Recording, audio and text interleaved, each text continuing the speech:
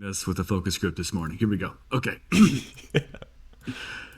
In a world where there's not enough podcasts, and a 1990s text-based game is an important and relevant topic, three heroes appear on the horizon. Two of the guys are pretty much nerds, but the third guy is a sexy, interesting guy with ideas. This is the MUME Talk podcast. Well, you can't have a better one, but now we have to figure out who's the nerds and who's the sexy guy. We're just so dissension before the podcast even starts. Let that be a mystery. Yeah, Next time we'll let the viewers decide. I like it. Okay, well, great. So we're in the podcast now. Thanks both for coming. This is our third one now, so we're already out of topics to talk about. But before we get started, wanted to kind of get a little update on kind of the game recently. So Mike and I, we logged the last 2 days basically. Try to mess around in the world, see what mischief we could get up to. So we were like, all right, we're gonna go player kill. We're gonna go find some pukes and go kill them. And we found nobody. So yeah, we've spent about 4 hours in the past 2 days tracking all over Arda, kind of like an late American nighttime, and zero, like literally zero, literally zero evidence of anyone else playing the game. We hamster wheeled pretty hard there, but instead we went to Moria and we knocked out a couple super mobs, and we actually we got some recordings of it. We're gonna post, basically kind of going through how just our thoughts on Moria and how we take care of some of the super mobs in there. Yeah, we neglected to consider what equipment we had before going into Moria. And we had no DPS base. I had an Ashen Blade, which of course is super low damage. Peter had an Engraved Broadsword, so it was basically the low DPS category of how to do Moria, but you can't actually hit anything. It was rough. It was real rough. But that actually gave us an idea. We might be doing a series on just doing super mobs, specifically probably two-manning them, doing them in funky ways. Maybe we could, like, I don't know, come up with some challenges, which would be kind of interesting. But that might be an interesting series idea. But anyway, getting back into some of the game news here. So the current warlords are... We've got Zud. He's number 1 for the Dark Lord. And we've got Andrew, who I don't know. Probably a snacker account for the West. Do you guys know Andrew by any chance? I don't personally. I do not know. So I don't know. Those are the top 2 right now. You're probably starting mad beef right now, dude. Yeah, probably actually. A player named Andrew, but not a character named Andrew. I don't know. Probably I don't know. Generally, when there's a no name at the top, it's someone who's been playing for a long time, and I guess they're not a no name, but. Yeah, I'll bet this guy's been playing like nonstop for the last like 6 months, and we just don't know about it. And he's like the most 6 hours a day for the past year. Most well-known name on MUME, and we're just these incompetent podcasters. Well, in our defense, we literally are spending hours trying to find anyone else playing the game, and we cannot do so. Exactly. All over the place. Exactly. We, Fornos, Starbad, everywhere, tracking everywhere. Can't find any evidence that anyone else plays the game. We 100% need new players. Like. Hard. Well, hold on. We're still doing game updates. Let's talk about the Bjorning. Subrace features. Absolutely. I'm gonna actually pull that up real quick. Do you guys remember what news that was? News 2. It's the latest one. It's the latest one. I actually was reading about it the other day. It looked really cool. 2659. It's super cute stuff. It's super cute. It's 2666 maybe. Anyway. It's super I cute. mean, stuff. you can do news last, I believe. And you can? Give it to you. Try. Oh, you can't? No, you can't. That does the one that you just did. Was it the latest one, the Bjornings? Or that shows me 2659 on July 1st. It talks about the promotion of Rogan and Jahara. We're already having tech. You might have not read your news. Like, do news next, because you might have unread newses. Here we go. Yeah. Today we introduced several features for Bjorning players. They got forage. I think the wilderness buff is actually really nice. I hope they also improve wilderness itself in addition to buffing Bjorning some wilderness. Well, can you read all the buffs? You think about the 3 buffs: the forage command, the wilderness buff, and Bjornings are empowered by the presence of powerful friendly bears. I saw somebody comment that they got an OB boost when they're in group, kind of like orcs do. But I'm wondering, is it just players, or do you also get the boost, like if you're like in the same room as a cave bear or something? Or that would be sick. Yeah, if mobs added onto that, I'm sure it doesn't, but that would be sick. I don't know, man. It just says powerful friendly bears. I don't know, but it's fun. I mean, it's cute stuff. I love this stuff. I love seeing more RP elements like this. It's really fun. Agreed. It's kind of weird because we were talking about it in the last cast, and obviously they were working at it before we were talking about it. But separating those subraces a little bit more, super cool to see. Like now, I want to log a Bjorn just so I could go forage and do something. You know? Yeah. I'm wondering. I can't wait for the Hobbit subrace features. Yeah. What do you think those are going to be? Ability to drink tankards of ale without getting drunk. Ability to eat constantly, never getting full. I feel like that'd be a nerf, wouldn't it? Never be able to get full. Well, you can stockpile, dude. You just get fatter and fatter. Oh yeah, I guess like a troll. It's like You build up a gut. A little Hobbit. The rest of your group can just like roll you at the enemy. You know. Yeah. There you go. Yeah. Like a bowling ball. Okay, so I'm getting news here on what happened with the Andrew situation. So Andrew was in VT, and about 5 darkies ported in, and they all died. So he got solo PK war points for everybody. Wow. So who are you? You have a live correspondent feeding you updates. I do. Wow. A live correspondent here. I didn't know we had a newsroom, man. We have a whole team. Is that? Yeah, we got some investigative reporters. They're out there right now, just like scanning Arda. Wow. Okay. Wow, I didn't know we had the budget for that. They're underpaid. Don't worry about it. They're all interns. So, no, that was Kiltor. He was helping us out with the news there. But I love that. I love that Bjorning type shit. Man. I love that stuff. Yeah. No, I'm super excited about that, and I love the fact that they say that there's more to come. It gives you hope for the future. You know, you get excited about it. What do you think they should be? What do you? Nick, what do you think? About Bjornings or about other like potential future enhancements to races? Like what would get your loins going? You know what I'm saying? I'd like to see more done with elves and their ability to be nimble. I mean, in the game they can walk on snow, but I mean. For example, it'd be interesting if everything they have to think of everything in terms of game balance. But for example, I wouldn't think elves would be as likely to leave tracks because they're so much lighter weight. Things like that. Like you said, hobbits.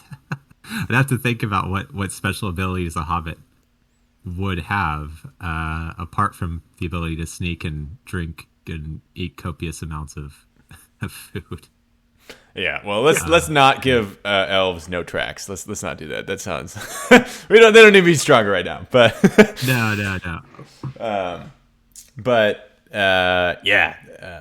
I feel like for hobbits, let's see here. I think hobbits and men are probably the least played races. I guess Rohirrs should have a ride buff. That seems natural. Yeah, or we could do something with charge. Oh my gosh. Spear. Yeah, charge buff would be really nice, yeah. I'd have to fix it before they can buff it. Yeah, man, there's so many potentials there. I'm sure that's starting a shitstorm though among the gods, so they're just like, well, we've been working on this for a while. I like the idea of charge. Charge would be a really cool skill to have. I agree. I think it would be cool to open up the warrior prac set a little bit more. It's very, very one-dimensional right now, you know? Yeah, Heartbreaker. It'd be cool to charge if it was kind of like a group thing. So if you had a bunch of you and a bunch of your group mates all charging at the same time, it gives you some sort of bonus. Mm-hmm. Well, hey, let's take a look at all the skills right now. So charge kick. Those are really the only two that are unused for warriors. Would you keep kick the same as well, or? Snacker had a really good idea that kick would interrupt store spells, which I thought was a brilliant idea, and I think that would really, really kind of bring some dynamic diversity to the warrior class. Yeah, I think that would be really cool, because then like you have a role in a fight besides just kind of meat shielding and spamming the bash key. It would require some extra. What else were you saying about charge, Nick? Oh, well, I said like it would be interesting if you had like a group charge. So if they're all sort of doing charge with, synchronized with each other, if that would provide you some sort of damage or hitting bonus, because you think you have like a wall of people all on horses charging at you. Yeah, that'd be cinematic. Do some damage. It'd be like the charge the Rohirrim basically in the movies. Yeah. That would be ridiculously hard to balance, but thematically that sounds amazing, and it'd be really cool, different play style. You could basically never dismount. Like you need some serious drawbacks to that, and well, in real life, it's the counters to that is a bunch of spearmen up front with spears and pikes and whatnot that sit there and spear the horses and the people riding them. When they're charging. What if instead of damage, charge moved a player? Like you charge someone and it pushes them to a room to the east or something. You know what I'm saying? Oh, people are already fleeing so much, right? Like 80% of PK is just fleas. Yeah. Right. So I'm trying to think, where would that be? I mean, it certainly sounds cool, and it would be a significant, like, it would be a new dimension, but how would you use it? Like, what would the advantage be? Like, where would you be like, oh, that was a clutch move to charge him right there? Like, where would that be? Well, you could somewhat corral someone in that sense. I think a closable rideable, basically. I don't think you could. I would have to think about that a lot more to like make it more refined. Mountainside by Nock, you could charge them in north with the shades. Yeah, actually, I don't even think that would be like. I think you should be able to charge them only into a room with another rideable. Assuming this is to be for sure. Assuming that this is even remotely a decent idea, and honestly, it could get a little broken. But we're just spitballing here. That sounds like it should be like an April Fool's or like a weekend thing, just to get zany with shit like that. And then there's a bunch of thief skills. Like I think in Venom and Steel need some revamps. In Venom, the way poison works right now, I feel like is a little. It's not fun for everybody. You know what I'm saying? And I'm not sure if that's like an intentional thing, like just don't get poisoned, or people use it, dude. I mean, Zud uses the hell out of poison all the time. Oh, does he? He arachnias constantly, yeah. Okay. People use it. I don't know. Maybe was that after you kind of stopped playing? But I mean, if you're PKing with like Zud and that crew, you'll very frequently be poisoned. Oh, fair enough. Yeah, arachnia. But yeah, again, it's kind of one dimensional. Like. People, it's like they just do arachnia hoping you'll fall asleep. That's it. Like, it's not. They could do a bit more with it, but dude, I would love to actually. I need to pull up those Nazgûl logs where he used Black Breath. That is probably the most unique play style you can have right now, and that is sick. Right. But I don't think that as much as I think we all like to. Get into the whole PK thing. I think, honestly, I don't think PK is really our biggest problem here right now. I think when people are PKing, it's fairly healthy, with the exceptions of, cheating and... it's unlikely improving PK is going to grow the game. Exactly. Like, that's fun to think about and talk about, but at the end of the day, we just need bodies. We need bodies grinding stuff, or maybe not grinding. What was we did the ad campaign a couple of years ago. What was actually kind of the result of that? Like, didn't he Have you talked to Jahara, Pete, or anything? Like, did I'm pretty sure I there know was we drove clicks, like we certainly a lot of clicks came through. Yeah, I remember hearing that there was a pretty big spike in people who try the game, but we didn't have a lot of success holding on to people, if I remember that correctly. Jahara would know much better than I would. I know that stuff's kind of private and secret, like everything on MUME, but man, if we just had like a funnel, like how many clicks that we got, like how many new uniques got to the website, how many folks tried to play, how many folks successfully killed a butterfly or grasshopper, like how many people logged on a second time, like just basic shit like that would be so helpful. To try to Agreed. think about designing a future campaign or a future strategy there. I think, dude, one thing, I mean, shout out Nazgum did an amazing job on that ad campaign. Like, people don't realize how much work and creativity that was for him. So, eternal shouts out Nazgum there. I would love to do it. I think that campaign was very, like, Tolkien focused. Like, hey, you into Lord of the Rings? Come check this out. But I think a lot of Tolkien nerds probably are not prepared for the insane, crippling, life-ruining difficulty of so I'm thinking like we should go after PK folks. We should go after folks who play Elden Ring. I think we should find like hardcore masochistic gamers and maybe try to target them. Maybe Yeah, we could be a little that's bit. obviously what we are. That's obviously what we are.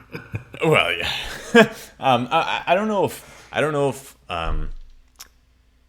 I think that the biggest problem is not so much the exposure to the game, because like we're on, what is it, the what is that top mud site where everyone Mud Connector. Mud Connect, We're on all the things. You know, people who are interested in muds know we're here. We're just having a lot of trouble retaining people. So you think the best top of funnel, the best like source of growth for us is just other mud players? Like is it like other mud players or first time? Like are we trying to convert people to first time mud players? What do you think? I think have more success with other mud players poaching them from other muds. Yeah, and we should be pretty successful at that. You know, if there's another mud out there. But the population of potential first-time mud players is like millions times larger, right? True. But in order to do that, even if your conversion rate is lower, you might still win on volume. In order to do that, you need to be able to present something to them that they wanna experience. Like actually, Zentilden was talking about this on the idea page of Random Runes, or of the Discord earlier, and it's basically like, have you ever tried introducing MUME to a friend? They usually are like, what's that? And then they see it and they're like, are you hacking right now? And then they're either so not interested in it from the aesthetics that they don't try it, or they try it and then very quickly they get frustrated and they leave. And I've tried to introducing it to several people, and the problem is that some of them are challenged by the idea of directions. They're like, is north up? And I'm like, I guess if you're looking at the map. I'm like, what are they teaching kids in school? Yeah, those kids, they might not be able to play. I'm not sure. They might have bigger problems. Type and the lack of graphics, the lack of being able to, needing a computer. I think those are all barriers. But yeah, it's.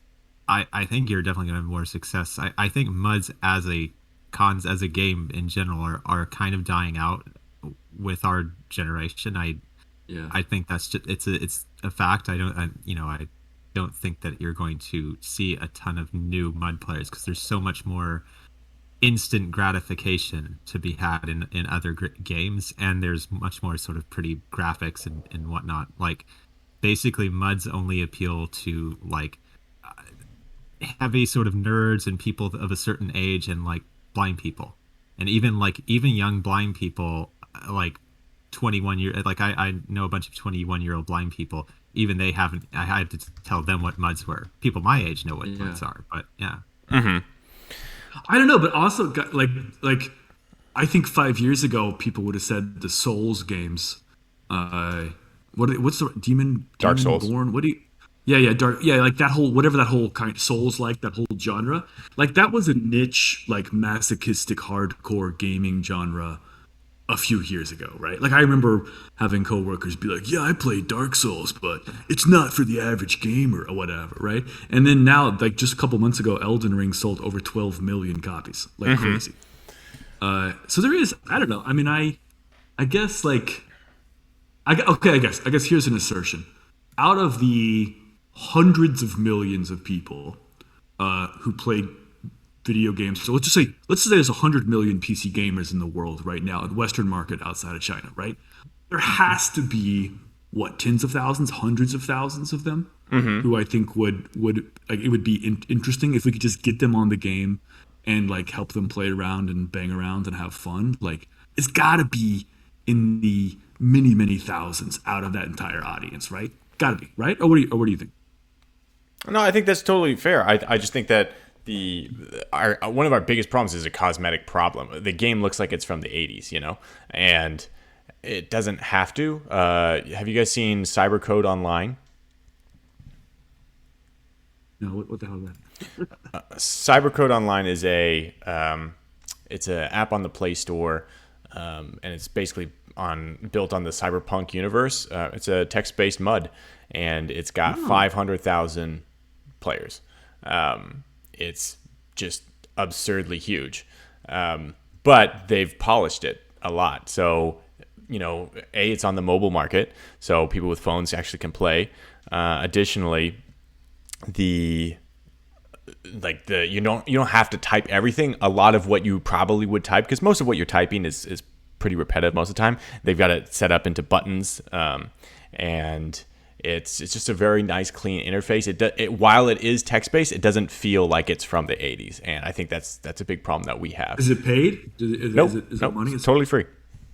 Cybercode Online? Wow. Yeah. And, if we had 1,000 players like we talked about a while ago, that would be an insane increase. But somehow these guys have 500K. Like, are you kidding me? Oh, wow. This looks pretty cool, man. Yeah. 427 players online. Yeah, you're right. Dang. Like, that's wild.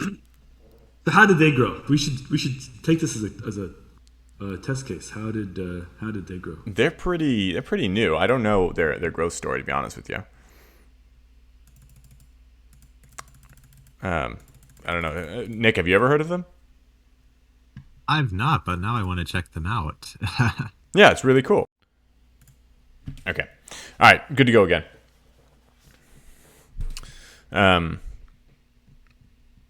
So where were we? I think we were talking about poaching players from other MUDs, yeah. versus getting people that are new to MUDs in general. Yeah. So my big thing on that is I like to focus on the new players, that new pool that Mike was talking about, like the people who haven't played MUDs before, because there's no way that 500,000 people have played MUD before and they're like, yeah, Cybercode, that sounds like a good idea. That's not how it worked. Yeah, dude, this Cybercode thing has only been around for 2 years. Yeah. It just launched in 2020. So they're pretty new, and I would love to replicate their success, however they did that. The way that I think that, like, the biggest things that jumped out to me at that game, because I logged in for a second to try it, and the biggest things that hopped out to me was, number one, immediately it just felt premium, like it felt smooth. I understood what was going on. There was buttons. I knew I could push this. Like, I didn't know how the game worked, but I knew I could do something in the game. Whereas in MUME, you don't even know what you can do. And I don't think that's so they've introduced like the Gandalf intro and the Tower Hills. Like, it's newbie friendly. Like, you can figure out how to do things if you play it a little bit. But that first 10 seconds is really rough, and being able to have that feeling of, oh, I know how to at least operate in this world, Yeah. Shout out to appreciation to all that work. I don't think in MUME learning the basics of like wield weapon and like kill fallow deer, I don't think that's the bottleneck. I think a lot of people can figure that out. I think the bottleneck is like getting out into the world, grouping with other people, the exploration, the adventure, the complexity, the richness, the depth of the world.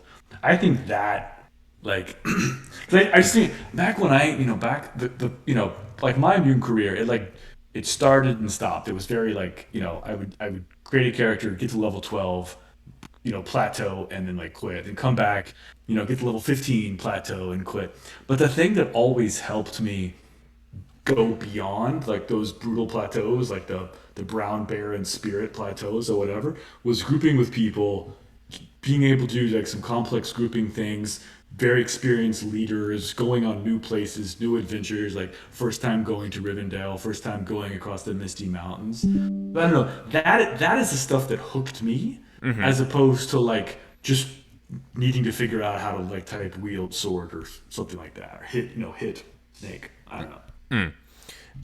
I think that's true. I do think so. I had very much the same experience. Don't get me wrong, but I think that our experience is a little bit different than what people nowadays are having, because when I first started playing, and I'm sure when you first started playing, there was not a lot of options out there. It was like, oh, well, this is awesome. This is a game about Lord of the Rings, and I get to do stuff in it. Like, it was awesome. Like it was unique. But now, if I want to play a game about Lord of the Rings, I have a ton of options I can go do. You say there was a novelty effect, which is kind of diluted now, which has gone away now. Exactly. We need that novelty. I think that text-based games are incredibly unique and strong, and like the selling point for them is huge. The problem is most of the time they look bad, because like the client that we have on the website, that is amazing. That should be, because it's essentially like a mapper port, more or less. That should be. Amazing coding effort, by the way. Shout out. Waba. Yeah, absolutely. Waba and Jahara. That was incredible coding to essentially, what I believe happened, basically rewrote Mmapper from scratch with the web UI.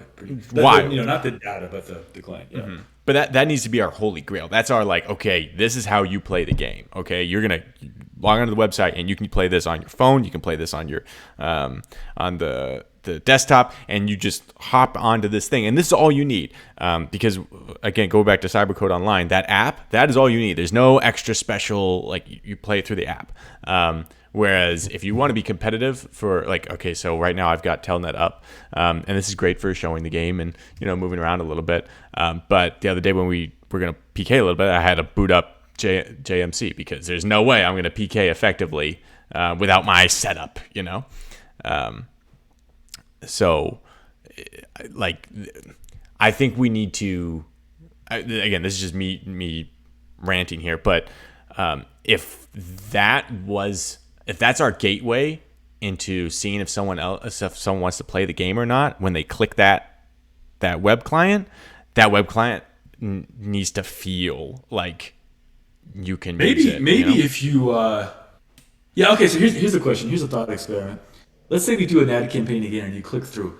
And what is a better landing experience? Number one, you land immediately in the game. Like you literally just you land in, you don't see like a front page with a bunch of text. You literally land on the web client and it's like, what is your character's name? Or what is your pick your race or whatever. Mm-hmm. That, or you land on a YouTube video that we record and we're voiceover. Maybe we even do the little like Twitch thing. Where we actually have our little like video faces overlaid in the corner or something. So, and we're just like having some wacky ass adventure, talking shit, doing jokes, and probably doing crazy PK. And the text is flying by, and we're freaking out, and probably we end up dead. But it's fun, right? Like, what do you think between those two options? You drop people directly in a souped up version of the web client, or you drop people on a YouTube video. An embedded YouTube video on the MUME homepage of wacky dudes having a wacky thing, and then you try to get them hooked on like the energy, enthusiasm, and kind of like the fun, crazy experience of it. Honest thought? Which of those two do you think would be more successful? Nick, you go first.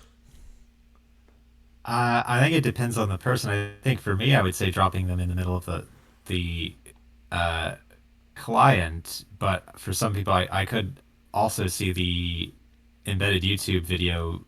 I think it really depends on the type of just personalities. I think it really depends, but I see both of those being very good ideas. I think we're thinking too small here, by the way. It can't be a YouTube video, it's gotta be a TikTok, by the way. That's how we get into the new generation.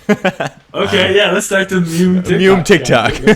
Yeah. With like a really how would that work? Like we'd have to put the in-mapper above the text. How would we fit on there? I've actually tried to figure out that problem for a while. I was like, how do I make really short content for MUME? I don't know how to do that. But once we figure it out, that is our key. Yeah, I think it has to be us like talking, laughing, having fun. I agree. Right? Like it's not like the content is the wacky, fun teammate experience, not the literal like flood of text zooming past. I completely agree with that. Kind of anecdotally, or I guess a side tangent. There was an article recently where they were saying that Google is no longer the preferred method. Search engine of choice. Yeah. Well, for people who are trying to find like restaurants or local recommendations for things, because Google will give you like, all right, here's the web page of the place you want to go. But what people really want is to see other people's reactions to that place, So they'll use Instagram or TikTok, and they'll look up restaurants in Boston or whatever, and then they see people at the restaurant having an experience at the restaurant, and then that's what makes them want to go to the restaurant versus looking up the information about the restaurant. So I actually think, Mike, you're I think that's an interesting point I didn't think about before. I'd like to see someone's experience of the game versus being thrown right at the game, Yeah. Maybe we should. Maybe we do both. Maybe the landing page, the top of the landing page is a autoplay YouTube embed of like us just like going crazy and having fun and laughing, and then below that is the web client, and it's like start playing yourself, and you click and something like that. I'm just chuckling at the idea. Can you imagine if someone like PewDiePie like ever tried to play MUME? Dude, you would roast it so hard. But dude, I feel like we need to like make a campaign. No, you know what? I disagree. I actually, dude, I think if you took what Elden Ring is now, and you took that back 10 years ago, and you said, can you imagine someone like blah blah blah playing this hard ass, like insanely unforgiving, difficult game, you'd be like, oh, that's way too hard. They would never do it. So I don't know. Like I don't like despite, I mean, video game mainstream culture continues to head in the direction of difficulty, depth, and like art. Right. So one of the major things people love about Elden Ring is just the art production. Everybody, like, people just love, what did even fucking jack off Elon Musk was like, the lore. That is his full title, by the way. Jack off Elon Musk. Keep going. Yeah, jack off Elon Musk was like the lore in Elden Ring is some of the best art I've ever experienced. Right. I don't think MUME has. It's a wonderfully depth world. It's complicated. There is just like infinite depth to it. You can always go down rabbit holes. It's beautifully written. It's beautifully crafted. It's really difficult. Like I mean, sure, going from a visual console controller game to text, you're gonna lose, 90% or 95% of people. But even if we got all 12 million people who bought Elden Ring to play MUME, I think that's 50,000 players. Absolutely, that's what we'd break the game. So I don't know. Like I don't think the difficulty or kind of the esoteric client nature is really that big of a blocker. I don't think there's a fundamental fit issue. I think it's a question of how do you lead a horse to water and hope that he drinks? Like how do we channel that, create the awareness and properly guide it into the experience, as opposed to just like, people like right now, I think for the vast majority of people, if they search for MUME or they land on the page or whatever, it's just nondescript. It's no different than the other billion random, what they think of as indie text RPGs, right? There's none of the depth, none of the flavor of it comes out. It's like, oh, this is just I'm looking at the App Store right now on the iPhone. You search like text RPG or old school RPG or something. There's like infinite number of games. They all look the same. And I think if you show someone that in their phone and they go to mume.org or whatever, nothing. You're like, yeah, this is just one of those. Like this is the exact same thing. Like there's nothing unique or special about this. So that, to me, that is the hurdle. That is the hurdle we have to cross, is saying this game is very well written. It's insanely complicated. It's insanely deep. It's difficult but rewarding. A lot of depth, a lot of customization. We're still designing our combos literally 10 years later, Yeah. Jahar actually just jumped in. He was saying that people talking about the game or the experience of the game does garner more interest. It sounds like there were more players trying out the BN Thieves after the first episode. I assume you're talking about Oh, good. our episode when we were talking about Dark Oath and stuff. Oath. We should just make it a full-time Dark Oath podcast. Exactly. Down for that. I'm gonna make a sub series podcast, just Dark Oath. Just start branching out. It's really fun, Peter. You should make it. You should. It's really fun, dude. No, absolutely. This is the thing. So we weren't playing as of like 2 weeks ago, or at least I wasn't. But then a couple days ago, we're like, all right, well, let's play a little bit. And yeah, we didn't find any players to kill, unfortunately. Sadness.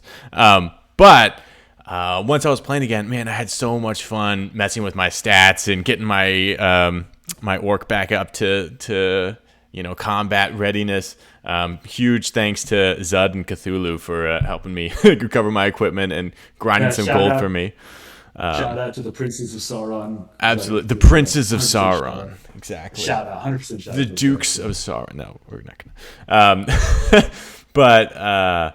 But once you get in the game, it is incredibly immersive and fun. But I think that's just our huge problem right now. It's just like that getting into it is hard. Yeah. Sorry, sidebar, but I just had this idea. There should, how there's some achievements, which is like, 5 times you guarded the forest you guarded the tower on ABR until the garrison, right? But it keeps a stat. There should be a stat in achievements, which is how many times you've helped someone loot their corpse or something. Like how many times you did get all Slayah corpse and gave to Slayah, which may be a little hard to track. Dude, everyone would have that achievement, just saying. Yeah. Maybe we get to filter Slayah out, just not to kind of like flood the achievements database. But assuming we filtered Slayah out, and then you have that in your achievements, it's like 37 times you've helped your allies recover after their loss or something, and then that could be a cool like social credit in the game, just like social credit. That's a scary phrase in real life, but in game it could be pretty fun. Yeah. I was inspired by the. We got Nazgûm in here. Chinese government. Oh, Nazgûm's here. Sweet. Shout out Nazgûm. Shout out Nazgûm. Yeah, huge fan. The pod is huge fans, dude. Huge fans of your work. Keep it up with that black breath. Anyway, keep going, Mike. I just I don't know. I'm playing with the cybercode online now. There are in-app purchases, which probably means that this developer's like full-time on it. It's cute though, dude. It's very well adapted to the mobile interface. Yeah, you see what I'm saying though? Like it's very you don't feel lost, even though you don't know what you've been playing it for 5 minutes. And the size of the mobile market. Nick and I were talking about this a little bit earlier, in that sometimes it takes too much time to play MUME. That's the least controversial thing we've ever done. Sometimes MUME is time consuming. Oh, come on. Exactly. And I don't want to necessarily change the core gameplay of MUME at all. I think it's pretty good. But I think and Nick, hop in anytime on this. Like, it would be really nice if there was a way to play for 15 minutes and have achieved something and be like, yeah, that was good. I played for 15 minutes and I'll log in later when I have another 15 minutes. But if you log in, do anything in 15 minutes on the game, that's just a fact. I mean, you can log in and get charged 50 gold for rent and then have to log off, but you can't, you can't actually accomplish anything. That you need at least, I mean, even an hour feels like with a full desktop. Yeah, I mean, I'd say in my experience, in order to accomplish, I mean, I guess I can't speak as much to PK, but from the way I would play the game, I'd need at least 2 hours to sit down and feel like I could actually get things done. Yeah. I mean, yesterday we logged in and we were pretty much like, we didn't have any equipment issues or anything, but we didn't really get going for 30 minutes or so. Yeah. Which that's pretty normal. That's brutal, It's tough to. It goes back to what I was talking about, instant gratification. I mean, people, especially younger, I mean, for better or for worse, we live in sort of the world of clicks and social media and this, that, and the other, and kids and young people, they don't want to sit there for an hour trying to get a group together to do mirror or something. They want to do it now. Mm-hmm. They want the matchmaking. Yeah. They don't want to sit there. Oh crap! The last player didn't get here in time. Now I have to sit here and wait another 30 minutes or whatever to enter mirror do. Oh, wait, no, now some people have to go. And it's like, well, if you had to go after 30 minutes, you wouldn't have been able to complete mirror. Oh, no, it doesn't matter. Or the worst is when you don't ask, you like miss the time to ask a ladrill and you have to wait an entire like 22 minutes. Which that's like a evidence of the extreme addiction issues in the MUME community. How when that happens, everyone's like, "Oh, okay, see you in 22 minutes." We'll be here. Where else would I be? I don't want to single out mirror because I it's more just in general. It's not, it's not. No, for sure, dude. For sure. Yeah, for sure. Yeah. I mean, Friday night, Peter, Zud, and Cthulhu spent like 2 solid hours getting it because Peter's rent expired. It took like at least 2 hours just to get his stuff. Dude, all right. So I'm like, okay, my kid's maybe he's like, yo, dude, we should play it. I'm like, yeah, that sounds great. So I log in and I'm checking my account list. I'm like, oh, this guy has equipment. I'm gonna log in. So I log in and immediately, bam, equipment's gone. 365 gold to get it back. I'm like, shit, that did not go how I was expecting.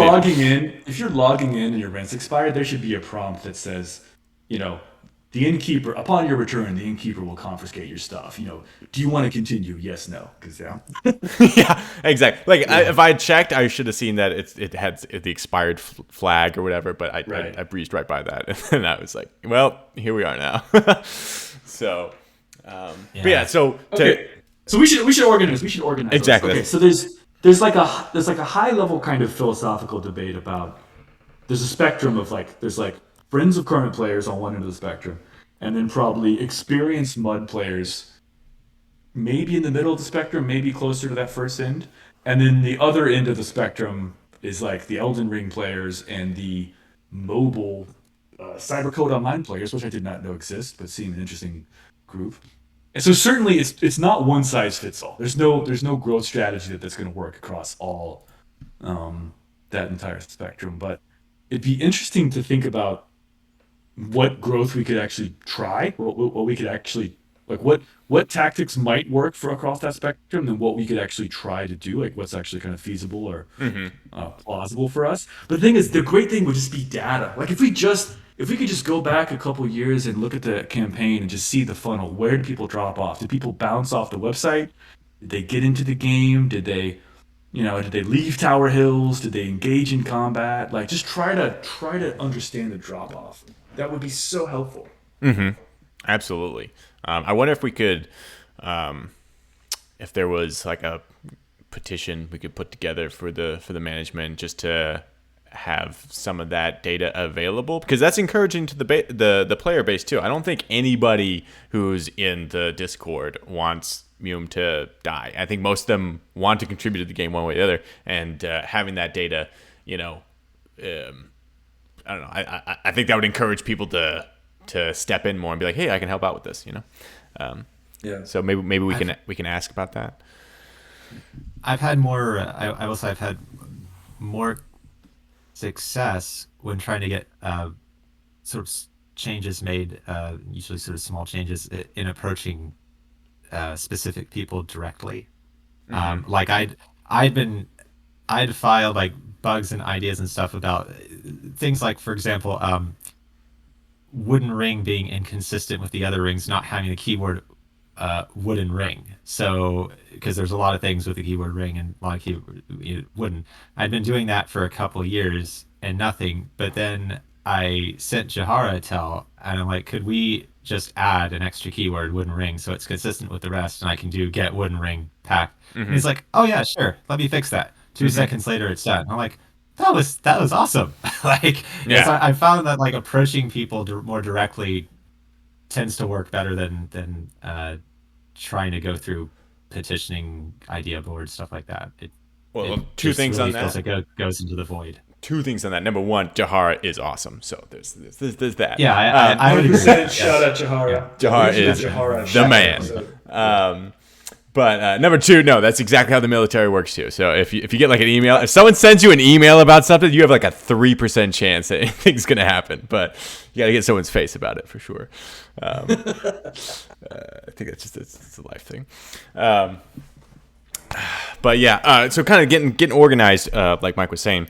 So I think you're right. There's those three categories, and how do we approach each one of those categories? Right now, I hate to say this, but I really think the experienced Mumer PK artist Experienced mutter, you said. Experienced mutter. Okay, mutter.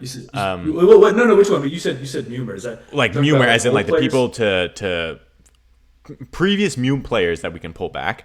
Resurrections. I think that is probably one of the lower priorities. Obviously, we still can't, or even the current players right now. It's hard to just put all of our resources into that when we're not growing. I think the majority need to be in those first two categories of just total newbies, and then people who play other mods that we can jump into, or have on our mud instead. And at the end of the day, like, that sounds rough to say, like, hey, well, we don't care about this right now. But I think we are really limited on resources right now. Like, we do need to kind of, as a community, focus on what's important, not just the gods. Like, the whole community needs to be like, okay, look, we need more players. Okay, let's get some Istari going. Let's get some interesting content going, like what we're doing. I don't know, something. There's plenty of stuff you can do for the game without being 2 years management. ago, when Nazgum did his ad campaign, everybody donated. We had a shit ton of money. Like, there was no shortage. People like, $50, $100, right? I just don't know where. I don't know where the value. I don't know what the actual impact of that was. I wish. I guess maybe we can ask Jahar to see if there's any more data available about it. I know there's limits and constraints, but if we could just get a little bit more understanding of the funnel, so to speak, like, we can hit that hard. So what are some? Maybe we should just target ads at these Cybercode Online players. Start poaching Cybercode. Yeah, I miss the surveys that they used to have in the early 2000s, and I think they might have had them in the late 90s too, but that was kind of before my time. But the early 2000s, they used to have surveys every so often, and to get an idea of, like, the demographics of the player base, like, what's the average age, what's the gender, what's this, that, and the other, like, sort of get an idea of who's playing. And they really haven't done that in probably 20 years, and it would be nice to see them do another one of those surveys, just so everyone could get an idea of, because they would publish the results, and that gave everyone an idea. Okay, this is probably the target demographic, or at least this is who's playing currently. And so if we want other demographics, these are the demographics we need to work on. No, some more trends. So to kind of pull all the what we've been talking about for the last hour kind of together.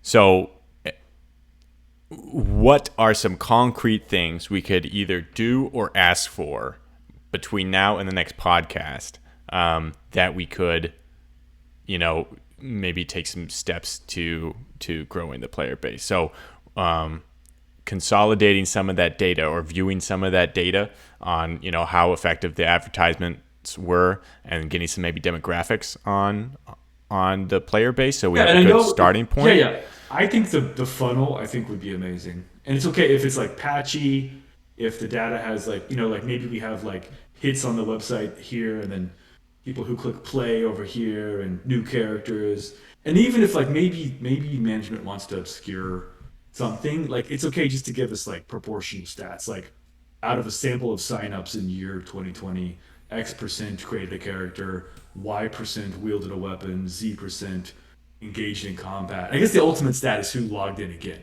Like, second accounts with a second time login is probably the ultimate, like, growth stat for us to focus on. I would love any data like that at all. I would love to know. I completely agree. How would we go about trying to fix the issue? Like, again, not from like a, hey, could someone go handle this problem? But, like, us, like, what could we do to try to fix the problem with new players not entering the game as much? Like, with regards to, like, clicking on the MUME link and be like, actually, no, I don't want to play this game anymore. What are some pragmatic things we could do to shift that number a little bit? Like, with regards to coming up with a better interface to use, or just have a couple Istari roaming? Like, what are some things that the community could do? Well, I think you have two. Sorry. Oh, go ahead, Nick. Sorry, Nick. Go ahead. Oh well, I it almost sounds like two questions because you're asking how do we get people to find the game and log on, and then how do we keep them playing? Because those are two very different things. It's a complex flaw. Yeah. I would focus you more get on the them- second one. I think people do find the game. I just think not many people stay. Well, in that case, you need a lot of people who are knowledgeable about the game, both sharing their knowledge and just being generally sort of friendly people and willing to take lobies in and newbies in. And so when I was playing, I always tried when I saw sort of low level characters, or I wouldn't know if they were newbies or not, but I would try to take in people. If I like when I played Dent, there were sometimes when I have like an army of like level 10s or level whatever's, I'd be leading them around because you need people to do that. I remember when we were what I like to call invaded by the New Zealanders, the Kiwis. We had like 3 or 4 young boys that were still they're teenagers still in school, and one of them discovered MUME and showed the game to his friends, and I like went and interacted with them and led them all around, and you need people to do that. And I know it can be hard when a lot of people, their objective is log on and PK, but you do need more people to do that. Kilter says, don't forget about former players as a source as well. There are things we can do to bring some of them back to fix rent, maybe. Fix rent. Please fix rent. Fix rent. And actually, that happened with the new Lord of the Rings series that's coming out, and the anime that's coming out in a couple of years. Like you might actually have more people rediscovering. Well, even Naz of the 30th year birthday party, they had like 100 players come back. That's like old. Like there are people who immediately can play like today or tomorrow if we just fix rent and I don't know, do hopefully some easy shit like that. Hey, to your question, Peter, here's a hot take alert. We should have like a little soundboard we play hot take alert. I don't think Istari works at all. I think it's a total dead. Okay. Total waste of time. First of all, you have to invest like 20 or 30 hours to get an Istari. Then there's a limited time window when you're in that Istari mode for 4 levels. What is that, like, 1.8 million XP or something? And then, or 5 levels, whatever it is. And then you're done and you're never an Istari again. So it's a significant upfront investment for a limited time window. And the thing is, the Istari quest has a time cap on it. So you have to do it. Like, you can't, it'd be one thing if like you could make an Istari and then just like rent it, and then whenever you see some, maybe 3 months later you see some, it's like, it'd be like, like an mage who enchants or whatever. You'd be like, oh yeah, I'll log my Istari to help that noob. Yep. But no, there's like this crazy, is it 30 days or 24 days? I don't know, whatever the real life days. Months, you have 2 months, you have to go to 21 to 26. Yeah, okay, 5 levels, shit, yeah, so it's over 2 million XP. It's like, there's a fixed window or else you lose the character. So the system is designed to accelerate you through that window. And then the biggest factor, that's crazy. Like that's not a sustainable source of help, or like, that's not a sustainable solution. And then what I think the biggest factor of all is that once people have an Ainur, they don't need to ever do the quest again. Like there's no benefit, or there's no point to ever doing it again. Like nobody has 2 gods. Are you allowed to even do it again? Yeah, so the Istari system is basically, it's a maximum 1 per account 2-month window that requires a significant upfront investment. That's it. Like that's just not a sustainable strategy of incentives or feedback loops or kind of like internal support to the game. Just makes no sense. Just like mathematically speaking, it's not like you just do the algebra. It doesn't work. There's not enough incentive or sustainability of it to be the solution. So it has to be something to where the mortals you're playing right now have a meaningful benefit to run across the game and help a noob. not logging enough in character, not just like hoping that there's this serendipity, this coincidence just happens to align that you're on the Istari quest at just the right time when a noob signs up. But across your entire MUME career, there should be a mechanism, an incentive such that it always benefits you to help out noobs, regardless of what character you're on. And yeah, I mean, maybe like, we got to make sure it's not gameable, and we got to make sure that it's not OP or something. I mean, maybe it's like you just get like, maybe it's entirely just like aesthetic, like decorations, like you get like cute, like you just get like, you can dye your armor crimson or something. I don't know, but like it has to. Right now, the amount of Istari bandwidth scales with the number of accounts, not with the amount of playing time, which does not make sense. So it should scale with the amount of playing time. Kilter's jumping in here. He says, make Rangers more rewarding with achievements, special gear, or stuff. 100%. Yeah, that was a far more succinct way of saying what I said. Yes. One of the problems with the Astari quest, which I've been saying for years, I don't know if they fixed it. I don't think they have. And this is something that it's completely counterproductive to the goal. If the goal is to help level newbies and provide support to them, why is it that when you metamorph, you're speaking animal, and no one can understand animal? You're effectively unable to communicate with people unless you are doing what I did when I took the quests. And at the time, I had a roommate who also was a MUME player, and she would.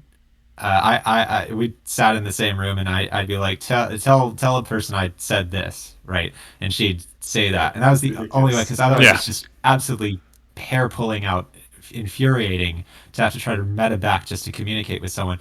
It's like if you're trying to teach a newbie, you need to be able to communicate with them. Yeah, I wonder what it's absolutely counterproductive to not disallow you from communicating with them. I wonder what the original intent of that was. Like, what was their thought process? Like, dude, back in the 90s, they were just making shit hard for the lulz, dude. I guess they were like, watch me. They were like, watch how hard we can make this. Which is cool. Like, I know, like, that's part of the magic of MUME, that people really just went balls out on how creative and intricate the game can be. Like, that's what we love. We love just how insane and just like utterly like no limit they were back then. But yeah, that's a great point, Nick. That's a far more immediate and tangible point than I was making. Is like, what the fuck? Like, is there any RP precedent? Is there anything in any of the books that any the Eagles talk to people all the time, and they never had a problem. Yeah. So there's no like, so if the Eagles can talk to you, why the fuck can a wizard who turned into a horse not talk to you? Well, I mean, and the fact that they are human, like they should be able to speak, human language. But the other thing too is that it almost all the time when I'd see Istari, they would level up really quick because they just go and get in their normal power legend groups, and they just level to 26. For sure. You just go to Fangorn and grind. Yeah, for sure. And you don't have a lot of people. Well, see, what I did, I actually enjoyed the quest despite that one thing, because I actually did have someone to play with who could translate for me. So I actually stuck around. I got my 26 in about a week. That was after 2 mob deaths that were totally my fault, because I'm like, oh crap, I can't swim as a metamorph out, and the only way out of this room with this shade is water. So I got done with that in about a week, but I stuck around and actually gained like level 29. I was trying to level slowly because I didn't want to beat my friends. My friend had a record of like 30 or 31 before she sailed west, so I didn't want to beat her record, but I actually enjoyed it quite a lot. And there's a lot of fun game mechanics that are Astari only that you can play with, and people don't really do that. So, but yeah, definitely the language thing is the most horrible thing about that quest. Like, get rid of the animal language. So but you're right. Every single person who I've known who ever done it just immediately grinded to it. Like it was like a week. Oh, I'm done. Like there was nobody. No one takes their time. No one slow rolls it. It's just, I got to get that done. So that's a suggestion we can put forward. We can be like, hey, we should have some serious benefits to being either a ranger or an Astari, and But it has take to be on- Ranger. I mean, we should they should fix the no-brainer shit in Istari. revamp But the again, Istari quest. everybody only ever has one Istari, so Yeah. it's a very limited, depleted pool of energy.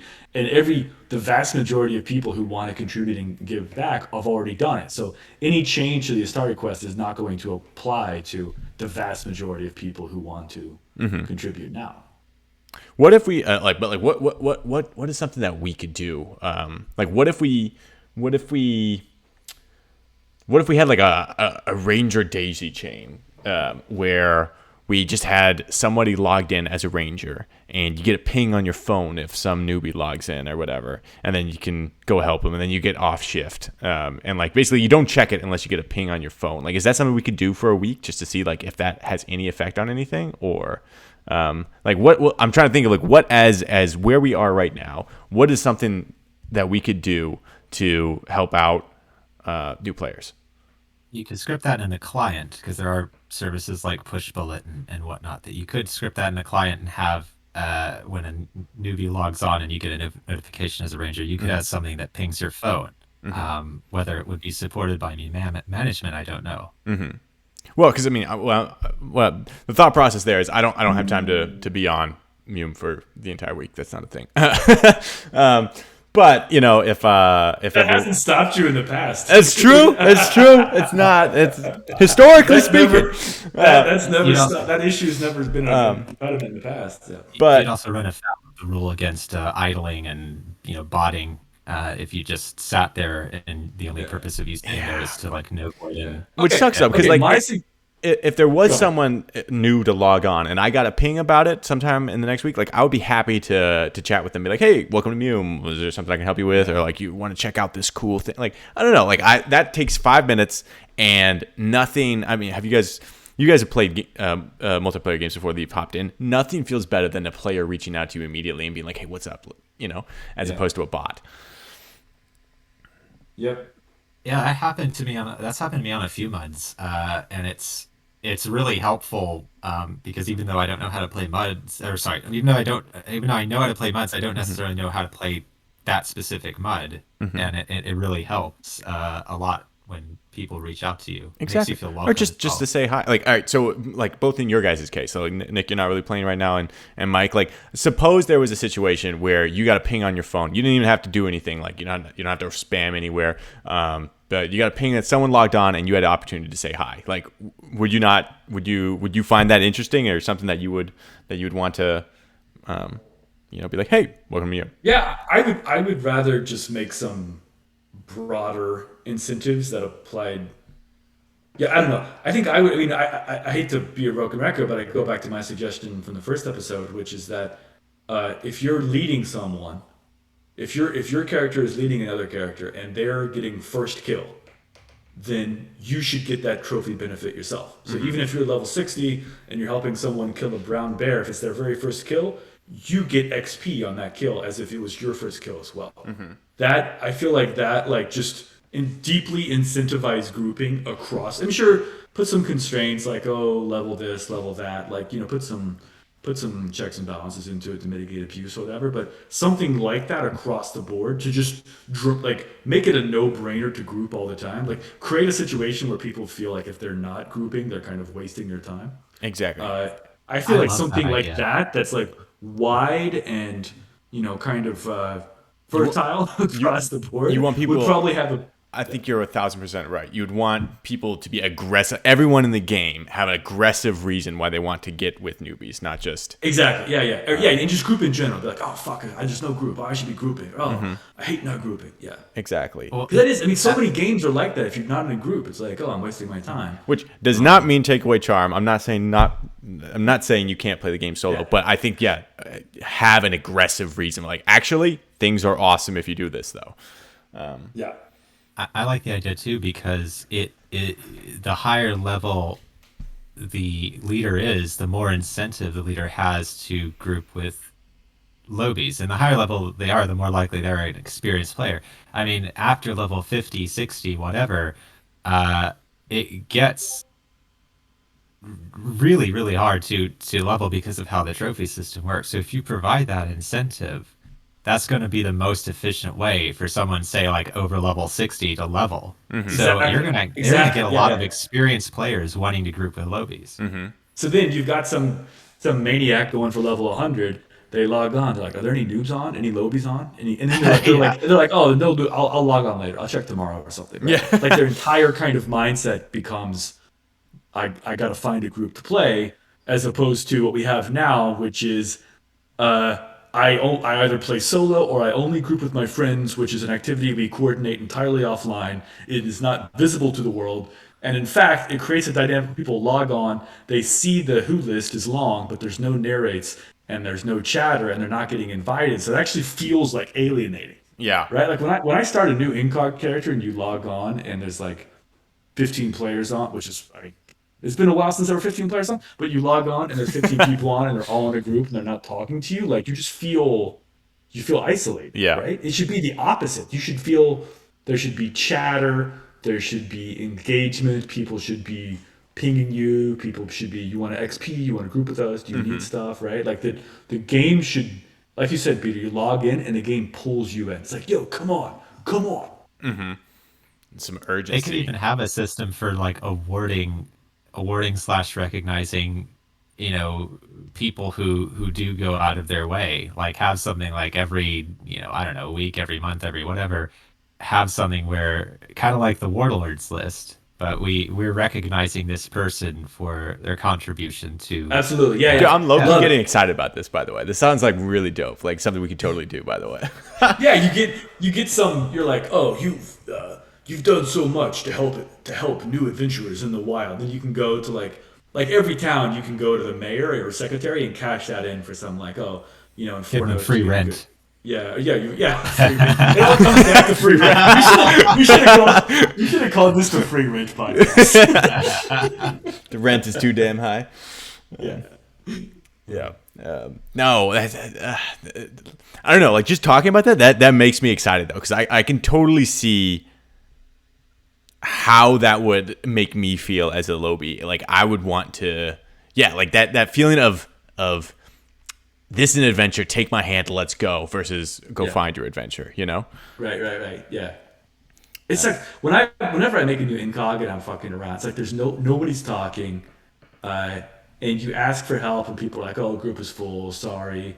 Like it's like the current kind of vibe or kind of like social aspect of the game makes you feel that people are off having fun somewhere else, but you're excluded from it.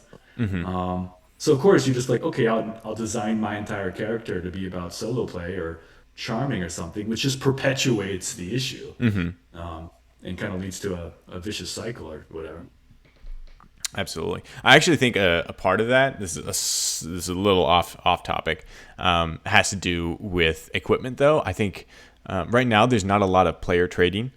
Most of what you get, you either get yourself or you buy it at a shop. And there's very little reason to have to interact with someone else in order to get equipment. I mean, you might need to find a group in order to do Willow or whatever. But there's not a lot of like, hey, I've got an Arthadane. I need some ring mail, Yeah.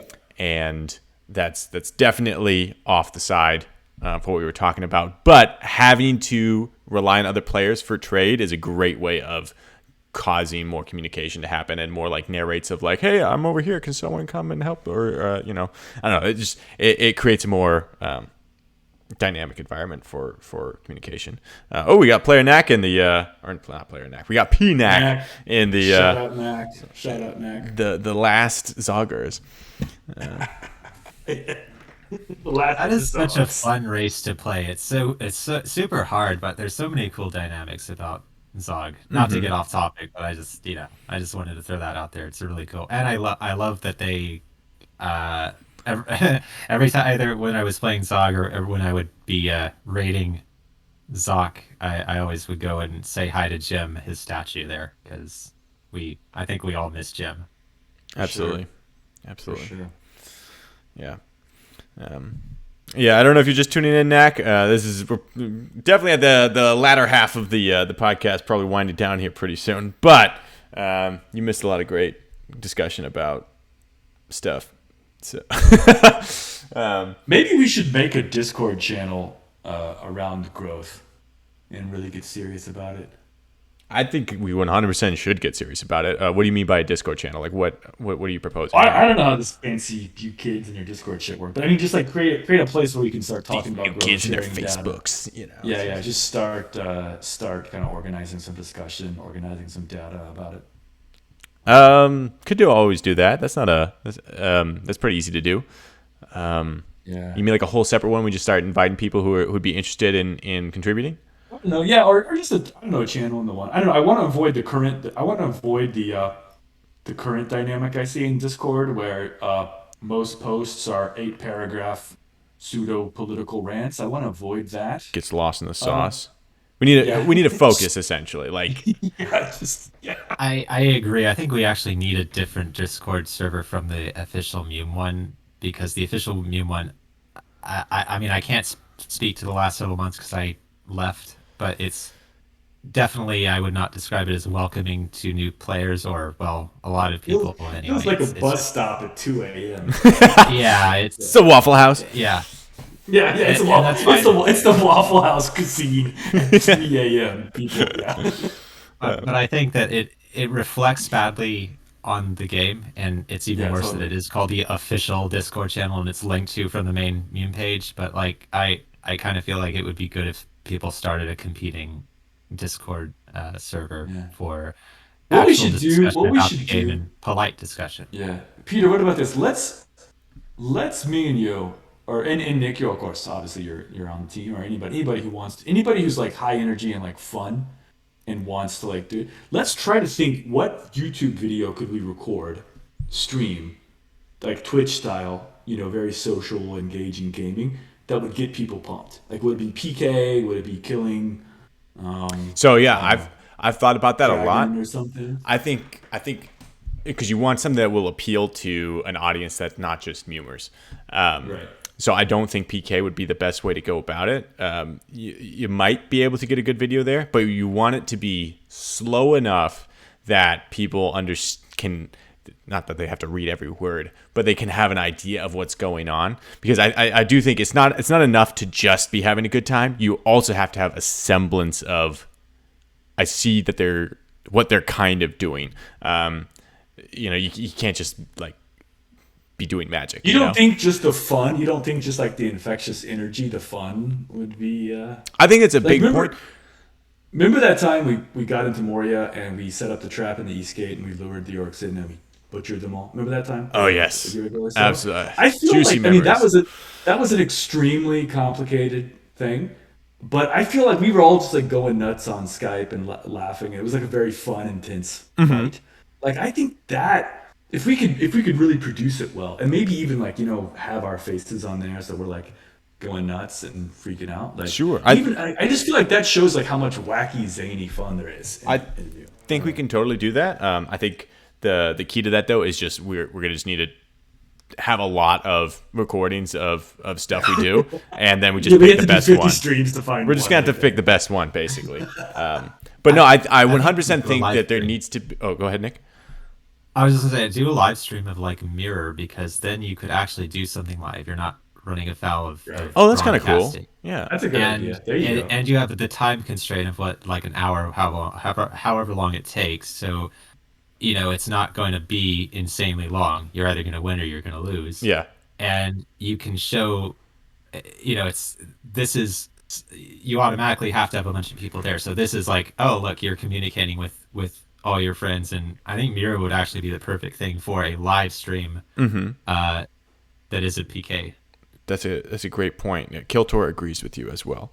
But we should set it up. You know how like when people are on Twitch or whatever, and they got like their faces in the bottom of the screen, they're all joking. Like it's more about like the social fun. The dynamic.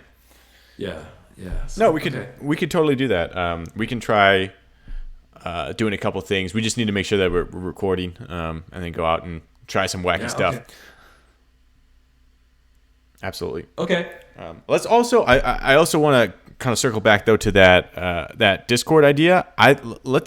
Let's actually do that. Let's set up a Discord server for like specifically for player growth, because I think there's a ton of great ideas flying around, and that's one of the reasons why I think a lot of ideas don't happen. Is just there's so much going on. There's a ton of great ideas, but we like this is This is the number one problem. This is like the focus. We don't need to worry about, okay, we keep going back to rent, but like in this case, like actually rent takes a backseat in some aspects, you know? Just an example. If rent is actually stopping the player base from playing, then it doesn't. But we should have a place where anybody who wants to help grow the player base can come, and we know that's the focus, not any of this other bullshit, not who died in game or any of the other shenanigans, you know.